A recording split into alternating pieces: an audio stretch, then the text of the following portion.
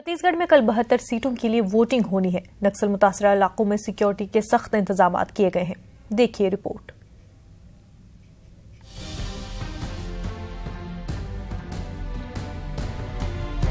छत्तीसगढ़ में दूसरे मरहले के लिए इंतखाबी तशहीर खत्म हो चुकी है।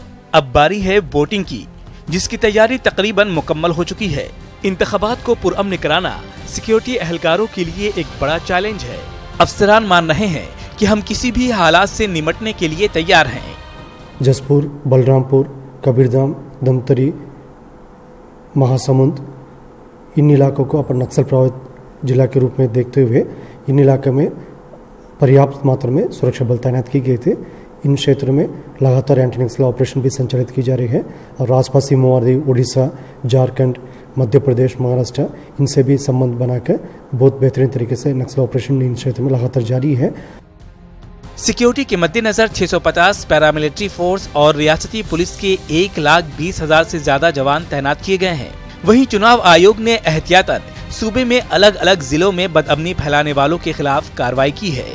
72 में से कुछ सीटें नक्सल मुतासरा इलाकों में आती हैं, जिसको लेकर सिक्योरिटी के कड़े बंदोबस्त किए गए हैं।